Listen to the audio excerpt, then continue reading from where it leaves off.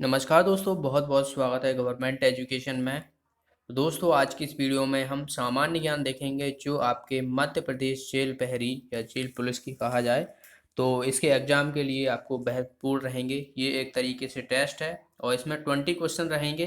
20 question ही पूछे जाते हैं और 20 क्वेश्चनों में मैंने यहाँ पर Madhya Pradesh, all over India की और करंट अफेयर्स के क्वेश्चन जो एग्ज़ाम का पैटर्न रहता है उसी हिसाब से मैंने ये टेस्ट जो है यहाँ पर क्वेश्चन जो है वो कवर किए हैं। तो इस में जो क्वेश्चन है उसको आप सीरियसली अटेम्प्ट कीजिए, आपके कितने सही हैं और उस हिसाब से आपको प्रिपरेशन करनी है। तो चलिए स्टार्ट करते हैं बिना देरी के।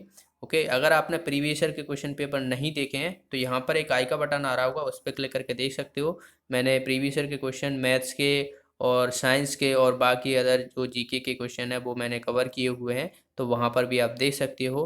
प्रीवियस ईयर के क्वेश्चन पेपर करना इसीलिए इम्पोर्टेंट हो जाता है जिससे कि आपको एग्जाम का स्टैंडर्ड पता पड़ जाता है कि किस तरह से क्वेश्चन जो है वो उसमें पूछे जाते हैं, क्या लेवल रहता है। ओके, तो चलिए हम फर्स्ट क्वेश्चन की तरफ मूव करते हैं।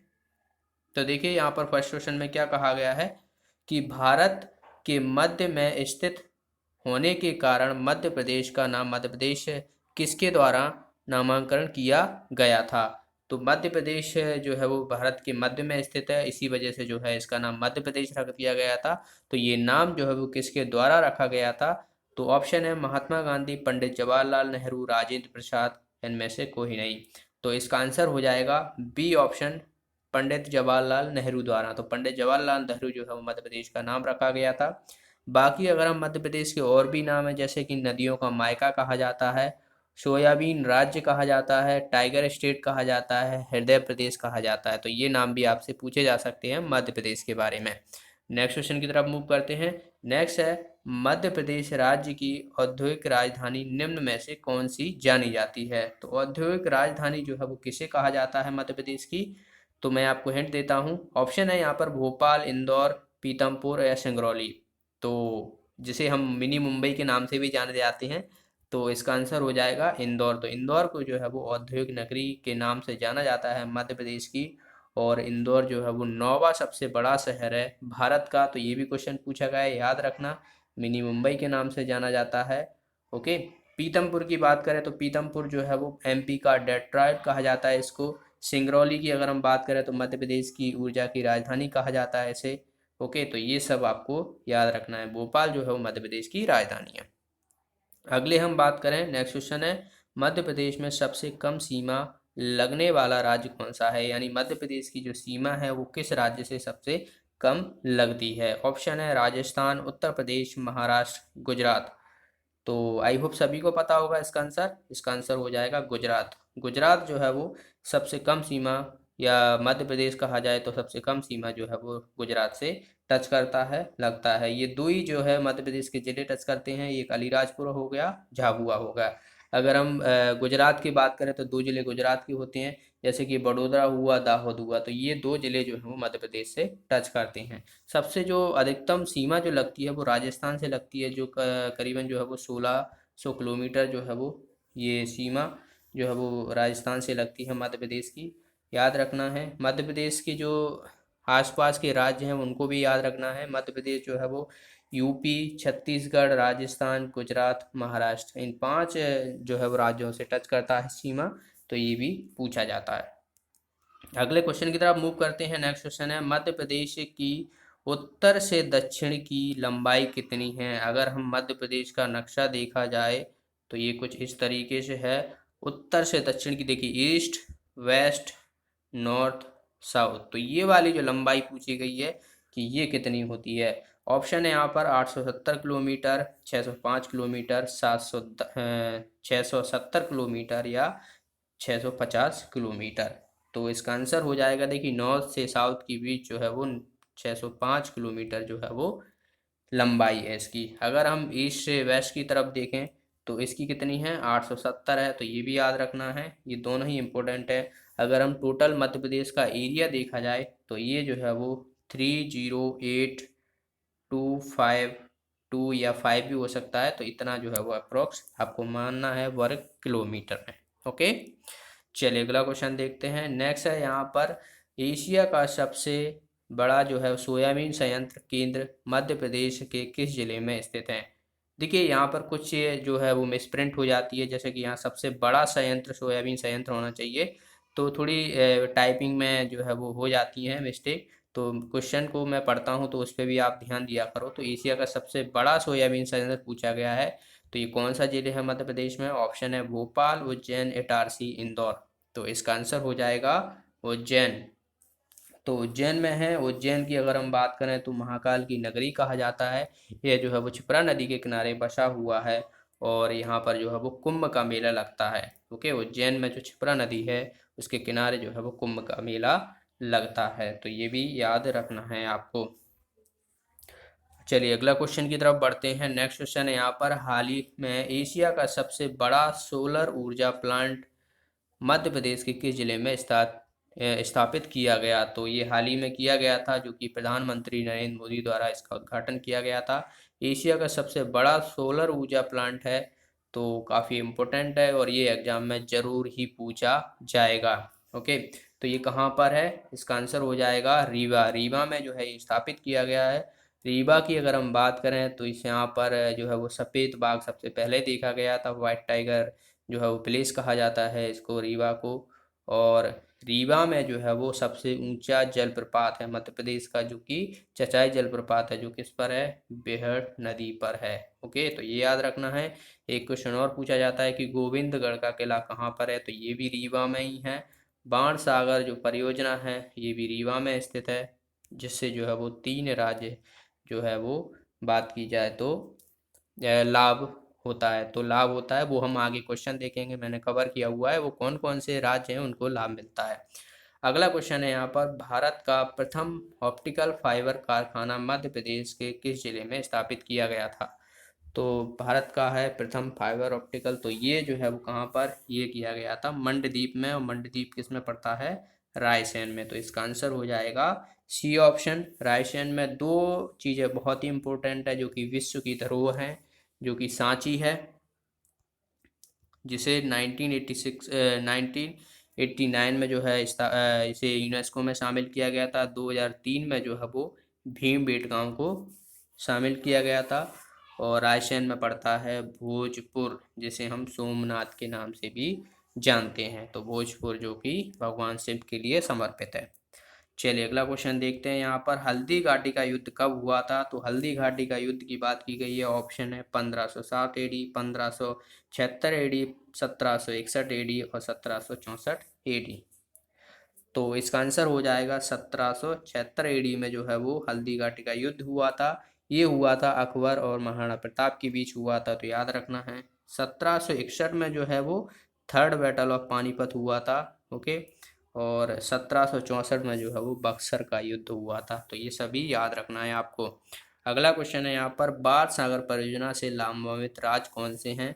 ऑप्शन है यहाँ पर उत्तर प्रदेश, मध्य प्रदेश, राजस्थान। बी ऑप्शन है उत्तर प्रदेश, मध्य प्रदेश, बिहार। सी ऑप्शन है मध्य प्रदेश, महाराष्ट्र, राजस्थान। और डी ऑप्शन है मध्य प्रदेश, गुजरात, राजस्थान। तो इसका आंसर क्या हो जाएगा? उत्तर प्रदेश, मध्य प्रदेश और बिहार, इन 3 राज्यों को जो है वो इससे लाभ मिलता है। इसका रेशियो भी पूछ लिया जाता है। तो अगर हम एमपी, यूपी और बिहार, तो 2:1:1, तो इस तरीके से जो है वो इसका रेशियो बटा हुआ है। और ये कौन सी नदी पर है? तो सोन नदी पर है। नदी भी पूछ ली जाती है, सोन नदी पर है, तो ये भी याद रखना है आपको। ओके दोस्तों, वीडियो अच्छा लगा तो वीडियो को लाइक और शेयर जरूर करना। आपका एक लाइक एक शेयर जो है वो हमें मोटिवेट करेगा, और आने वाले दिनों में आपकी बेहतरीन जो है वो तैयारी जो है वो आपको लाभान्वित होगा आने वाले वीडियो से। अगला क्वेश्चन है यहाँ पर, हीराकुंड परियोजना किस नदी पर है, या हीराकुंड बांध किस नदी पर है? तो ऑप्शन है यहाँ पर कृष्णा, ताप्ती, नर्मदा, महानदी। तो इसका आंसर क्या हो जाएगा? तो महानदी पर है इसका आंसर। डी ऑप्शन हो जाएगा, महानदी पर है। और ये कहाँ पर है? ये जो है वो उड़ीसा में है। तो ये भी याद रखना है आपको। अगला क्वेश्चन है यहाँ पर, मध्य प्रदेश के किस शहर को संगीत नगरी कहा जाता है? तो ऑप्शन है ग्वालियर, भोपाल, मांडू, मैयर। तो इसका आंसर हो जाएगा मैयर। तो मैयर जो है वो संगीत नगरी के नाम से जानी जाती है। और आपके लिए क्वेश्चन है कि ये मैयर जो है वो कौन से ज़िले में स्थित है मध्य प्रदेश के, तो इस क्वेश्चन का आंसर आपको कमेंट बॉक्स में बताना है। बाकी अगर हम बात करें तो ग्वालियर को जो है वो पूर्व का जिब्राल्टर, क्योंकि वहाँ पर जो किला है उसे पूर्व का जिब्राल्टर कहा जाता है, तो आपको ग्वालियर के उपनाम भी दिया जा सकता है ये। बाकी तानसेन की नगरी कहते हैं ग्वालियर को। भोपाल जो है वो राजा भोज की नगरी, झीलों की नगरी कहा जाता है। मांडू को जो है वो आनंद की नगरी, और या फिर आपको सिटी ऑफ जॉय भी लिखा मिल जाएगा इंग्लिश में। ओके, अगला क्वेश्चन है यहाँ पर, हाल ही में किस राज्य ने शहरी पथ विक्रेता योजना शुरू की, तो ये की गई मध्य प्रदेश सरकार द्वारा, तो इसका आंसर हो जाएगा डी ऑप्शन, सीधा सीधा याद रखना है आपको। अगला है, मध्य प्रदेश की प्रथम महिला मुख्यमंत्री कौन बनी थी, ऑप्शन है यहाँ पर सरला ग्रेवाल, यमुना देवी, उमा भारती, इनमें से कोई नहीं। तो आई होप सभी को पता होगा, इसका आंसर हो जाएगा सी ऑप्शन, उमा भारती। उमा भारती जो है वो मध्य प्रदेश की प्रथम महिला मुख्यमंत्री बनी थी। और आपके लिए क्वेश्चन है, ये कौन से वर्ष में जो है ये बनी थी, तो इसका आंसर आपको बताना है। सरला ग्रेवाल जो थी ये महिला राज्यपाल रही थी मध्य प्रदेश की प्रथम। जमुना देवी की बात करें तो ये जो है वो विपक्ष की महिला नेता बनी थी प्रथम। अगला क्वेश्चन है यहाँ पर, हाल ही में भारत के किस राष्ट्रीय उद्यान में देश का पहला गोल्डन टाइगर देखने को मिला, तो ये कहाँ पे मिला था, ऑप्शन है Jim Corbett national park, Kaziranga राष्ट्रीय उद्यान, बांधव राष्ट्रीय उद्यान, इनमें से कोई नहीं। तो इसका आंसर हो जाएगा काजीरंगा राष्ट्रीय उद्यान। तो बी ऑप्शन जो है इसका आंसर हो जाएगा। काजीरंगा राष्ट्रीय उद्यान जो है ये आसाम में है, और ये जो है वो एक सींगना हाथी के लिए प्रसिद्ध है। ओके, तो याद रखना है, अभी तो आसाम में बहुत सारी जो है वो बाढ़ आ चुकी है, इसकी वजह से जो है वो वहाँ के बात की जाए तो जो भी जीवन है वहाँ पर अस्त व्यस्त हुआ है, जानवरों का बहुत सारों का, तो वहाँ पे बहुत बड़ी समस्या पैदा हुई है अभी आसाम में। जिम कॉर्बेट की बात करें तो ये भारत का प्रथम नेशनल पार्क है जो कि उत्तराखंड में है। ओके, नेक्स्ट क्वेश्चन की तरफ बढ़ते हैं। नेक्स्ट है यहाँ पर, मध्य प्रदेश के किस जिले का सर्वाधिक लिंगानुपात है, तो सर्वाधिक लिंगानुपात पूछा गया है कि मध्य प्रदेश में कौन सा जिला है, तो ऑप्शन है अलीराजपुर, भिंड, बालाघाट, शिवपुरी। तो इसका आंसर हो जाएगा सी ऑप्शन, बालाघाट। बालाघाट में जो है ये 1021 जो है वो लिंग अनुपात है। ये हम 2011 की जनगणना की बात कर रहे हैं। ओके, तो बात की जाए तो लिंग अनुपात क्या होता है कि 1000 पुरुष पर कितनी महिलाएं हैं, तो बालाघाट में जो है वो 1000 पुरुष पर जो है वो 1021 महिलाएं हैं। सबसे न्यूनतम अगर आपसे पूछ ले जाए तो भिंड में है जो कि 837 है लिंग अनुपात। अगले क्वेश्चन की तरफ बढ़ते हैं। अगला है, मध्य प्रदेश का सबसे नीचा स्थान निम्न में से कौन सा है, तो सबसे नीचा पूछा गया है। तो सबसे नीचे की अगर हम बात करें तो देखिए यहाँ पर ऑप्शन है धूपगढ़ पहाड़ी, नर्मदा सोन घाटी, विंध्याचल रेंज, इनमें से कोई नहीं। तो इसका आंसर हो जाएगा नर्मदा सोन घाटी। नर्मदा सोन घाटी जो है वो मध्य प्रदेश का सबसे नीचा स्थान है। सबसे ऊंचा स्थान पूछ लिया जाए तो जो पचमढ़ी है उसकी सबसे ऊंची जो चोटी है वो धूपगढ़ है जो कि 1350 मीटर ऊंचाई है इसकी। तो ये भी याद रखना है आपको।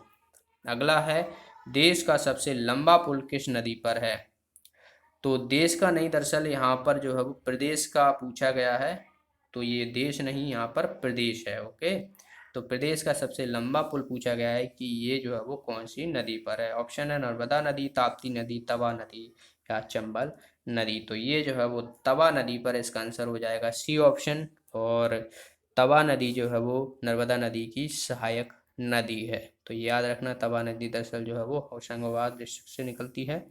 और मध्य प्रदेश की सबसे बड़ी नदी कौन सी है, नर्मदा है जो कि 13-12 किलोमीटर है। मध्य प्रदेश में जो है वो 1077 किलोमीटर जो है वो इसकी लेंथ है, और बाकी बची हुई अलग राज्यों में है। ओके, अगला क्वेश्चन है यहाँ पर, संविधान के किस अनुच्छेद द्वारा संघ और राज्य के लिए लोक सेवा आयोग का प्रावधान किया गया है, तो संविधान में कौन सा आर्टिकल है जिसमें जो यूनियन हुए और राज्य स्टेट हुए तो जिसमें लोक सेवा सिविल सर्विसेज एग्जाम कराए जाते हैं तो प्रावधान किया गया है, तो ये है अनुच्छेद 315। तो इसका आंसर हो जाएगा